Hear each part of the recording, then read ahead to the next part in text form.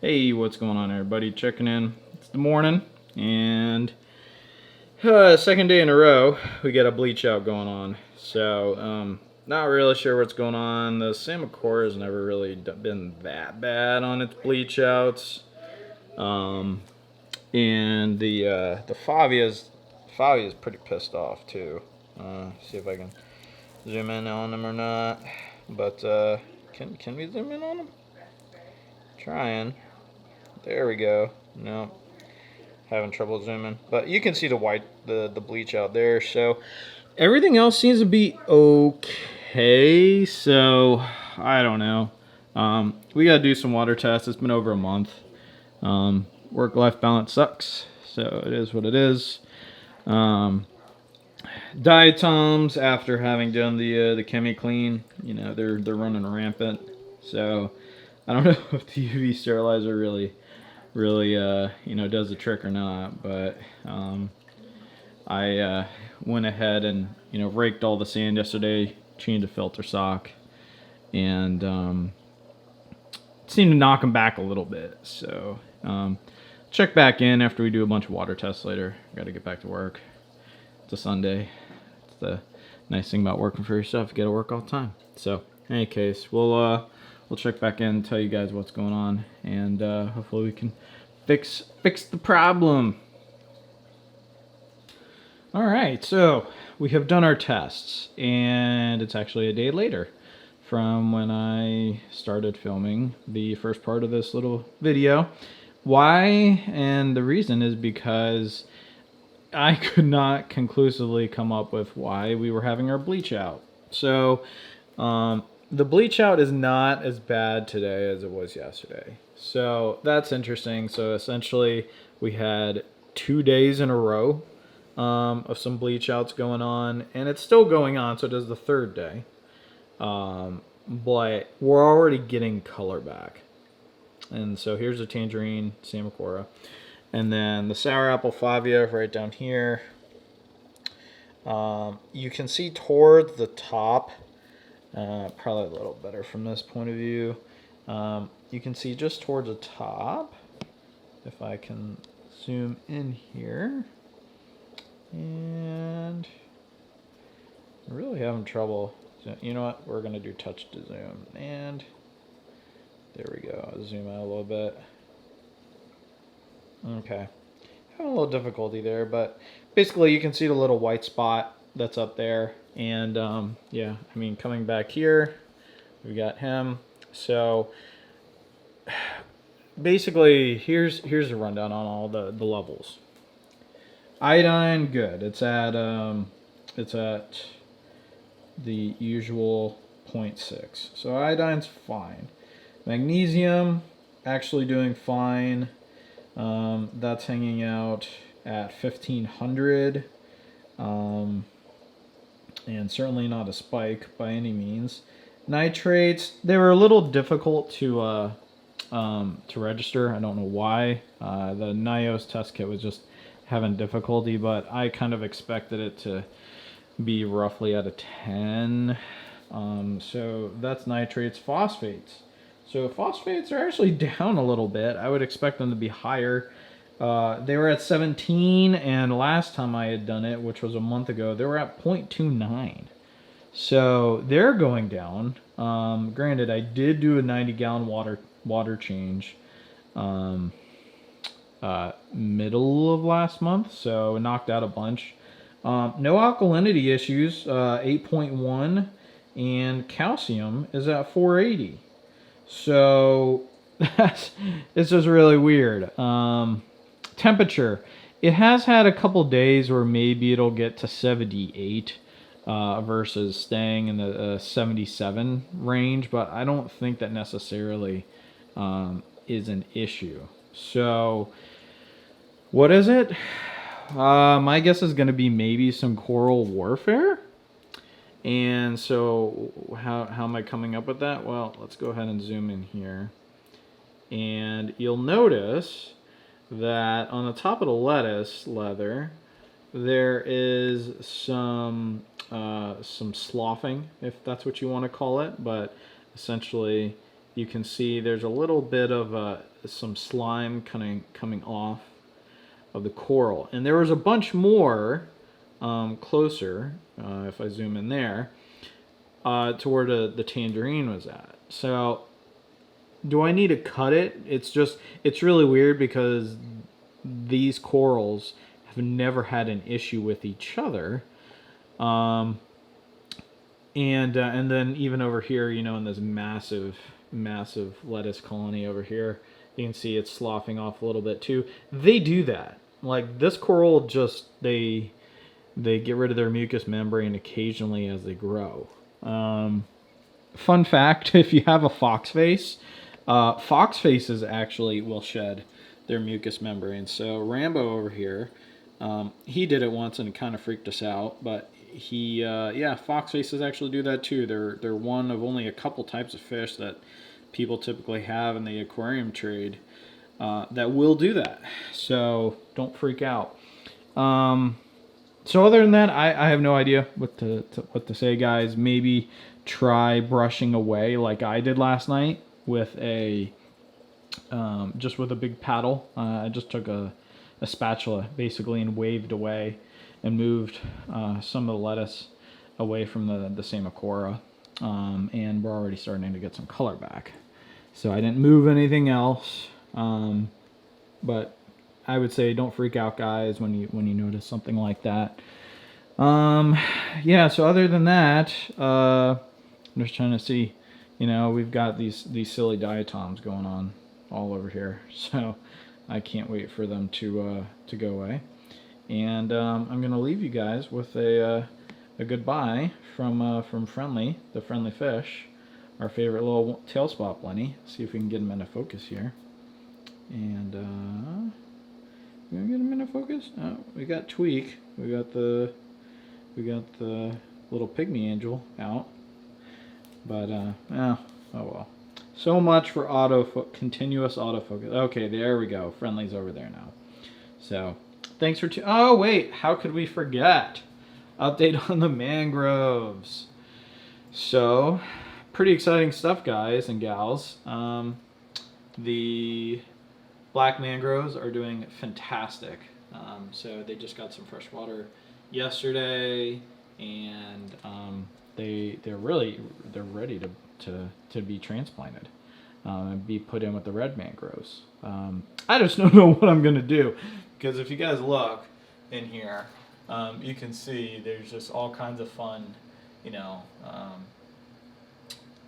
roots, and trying to get roots like to stay where you want them to, it's kind of a pain. These ones, they took a while to really get into a nice comfy spot. So I'm thinking that I'm probably gonna put them maybe towards this side for a couple, and then a couple over here. Basically, there's a rock, you can see there's a rock on top of a rock and that's how I have them anchored, and I think that's the best idea. So other than that, verminid snails freaking everywhere. I think the only thing that can be done is just getting more bumblebee snails. They're just everywhere. Most interestingly enough, I don't know if this will come out on video. It might actually. In the middle here is a really cool little scallop, and it looks like he's starting to come out on the video. But he's also surrounded by verminid snails. Yeah, so basically a dark area in the middle. Hopefully you can see the scallop in there. So he's actually awake. His shell is open right now. And but yeah, he's surrounded by verminid snails. I'm sure that might be restricting his growth a little bit. So, but thanks for tuning in, guys. That's the latest update on the tank, and talk to you all soon. What's going on, sports fans? So you thought the video was over, didn't you? So did I. It's not. Couple days later, I haven't posted this video yet. Just haven't had time. The tangerine, he was actually doing better yesterday, and then that happened. He was actually doing better for 1 or 2 days, and then that happened. What is going on? I've not had time, obviously, to trim down that cabbage, if that is actually some aggression, which I really don't think is happening. But and we got some issues here as well. So it's just these two corals. Totally different types of corals. High flow coral, low flow coral. High par coral, lower par coral. And it's the only corals that visibly have any issues right now. Not making any sense. So what are we doing? I dropped in a giant bag of some carbon. Normally used to run carbon. I don't know. Just haven't been. I've just been putting in a bunch of Roaphos to try and get that phosphate down. But yeah, I don't know. There might be a toxin in the water. So threw in a big bag of carbon. Stirred up the substrate a little bit, and clean the glass just in case the diatoms are kind of overwhelming the surface area of the coral. Maybe it's agitating it, just because if you look over here, I mean, the lights aren't on yet, but you can see there's a bunch of diatoms over here. Actually resting on some of the green hair algae and all that fun stuff. So change out the filter socks as well, just in case. I don't know. Normally what I do is I change out the filter socks. I go outside, spray them, put them on my table out here, so that way they dry in the sun and get all that bad stuff that's in the regular water out, evaporate out. Yeah, there may be some residue, but but notionally speaking, you kind of evaporate all that bad stuff out. So I don't know, guys. We'll see. I may or may not post this video now. I might just wait. So stay tuned. Hopefully we have some good news of a rapid recovery of this little guy in the next day or so. Oh, and I've also moved him. So I moved the rock probably over an inch, 2 inches. So I think that should be good enough just to give him a little extra area. So let's see. All right, so yet another day. I have not posted this video yet. And the reason why is because I wanted to kind of give you guys a few days, more like about a week, since the last time I filmed the other parts of this video, the previous part, just to kind of give you an idea as to what I've been doing to see how that's been changing the situation of the coral that we've already been talking about in the previous couple sections of this video. So here's what we got. So he's still not nice, bright, crisp yellow, tangerine kind of yellow. I did a water change last night. It was like I don't know, 40, 45, maybe 50 gallon water change. So good sized, big bucket water change. Got rid of some of these diatoms that are, I just can't get rid of for whatever reason. But I know the reason. I can't get rid of my phosphates. So anyways, so he still has the little slash marks on him, almost like there was a sweeper tentacle that got him. And whether that was from some crazy vermetic snail that lives in this cave that's up here, whether it's from some of the runoff of these cabbage leathers, which I trimmed back. It's on the left hand side here. I'm not really sure, but remember, guys, as you saw previously, the Favia is also having problems too. Now, he is looking significantly better today after this water change, and he was already starting to look pretty decent yesterday. So, like I already mentioned, I added in a giant thing of carbon. I moved this guy around in a little different spot. I did a couple other things. I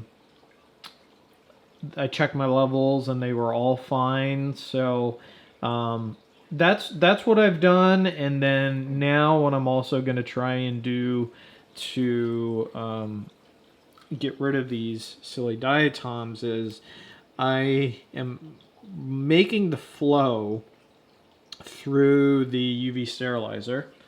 I'm making the flow back, I'm bringing it down to the 300 gallons per hour. So I had it up because I wasn't trying to get rid of anything necessarily big, but I brought it up, and I was hoping that that would help, but it didn't seem to really help. So now that that's in mind, basically I brought it back down again, and I've also opened up my flow diverter, so everything is not running just through the UV. It's also running through the bypass now, and got it tuned into a nice flat 300 gallons per hour. So that's the latest, guys. I'm gonna check in maybe a week or two. Basically, once I start to see that, you know, he's recovered, he's got a bunch of nice bright green growth again. That's what I want to show you guys. I want to see, you know, did the water change help? One thing I wanted to mention was I also, and possibly one of the other issues that I've noticed is this. So I always use the HW, I love it, but I usually use the Reefer Pro, or the Reefer salt. I don't normally use a professional. I'm using the professional because that's all that was freaking available. So this is possibly my biggest issue right here, is because I changed the salt out and I've got some trace elements that are just not present in the system, and it would make a lot of sense. So what I'm going to do is I'm basically going to go ahead and do a water change in maybe another week or 2 weeks. And I'm also going to get some other salt, just because the Reefer salt is just not available, unfortunately. And but I'll get some other nice high grade salt, probably mix it in with that, and I'll see if that changes things. So that'll probably be the next video that I report to you guys on. So thanks for watching, and we'll talk soon.